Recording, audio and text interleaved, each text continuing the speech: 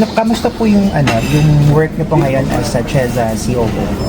Medyo busy lang lately kasi meron kami mga for turnover na projects na may ongoing kami, and then meron na rin kaming for starting na rin. So medyo iniikutan lang namin because to make sure yung proper implementation and proper turnover, kasi we need to turn it over to the LGU.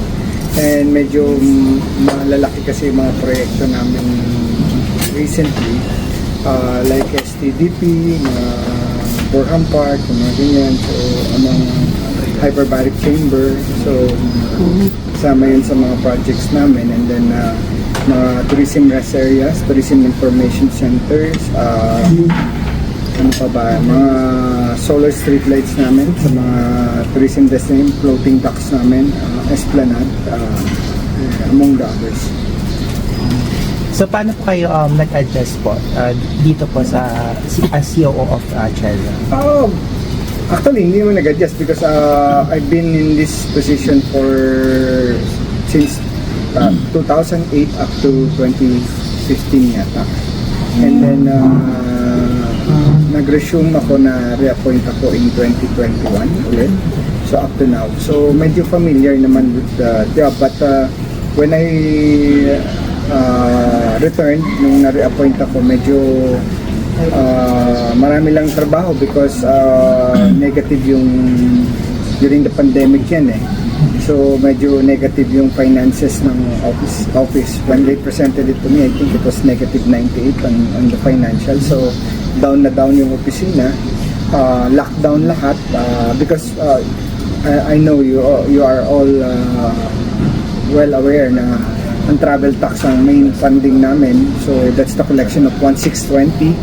50% goes to us in our office, 40% goes to CHED, and 10% goes to NCCA, which is National Commission on Culture and the Arts. So because since walang travel during that time, during the lockdown pandemic, so wala rin kaming income. So, and we cannot rely on our other facilities like yung Banawi Hotel namin kasi lockdown nga, walang pwede, diba? So there's nothing. So dun sumadsad yung opisina, so we have to recalibrate and options from work from home during that time, so the pandemic. So ngayon medyo okay na because since 2024 we were already pre-pandemic figures, so naibalik na namin yung dating ano man yung during that 2019 below pre-pandemic, so nalampasan na namin for 2025 collection. We were more than 1 billion higher than the 2019 collection. May mga key projects po ba kayo na tinututukan now? Yes, yung baka narinig nyo yung issue with El Nido right now, the black thing na lumabas. Yes, I saw it on the news also. So yung STDP nila, kami na ang magpopondo at mag-implement because they really need it. Actually, we already mentioned it to the LGU last year, way back in 2022, that they need to upgrade that facility, and we're hoping to help them. But unfortunately, it was not the direction that was chosen by the LGU during that time.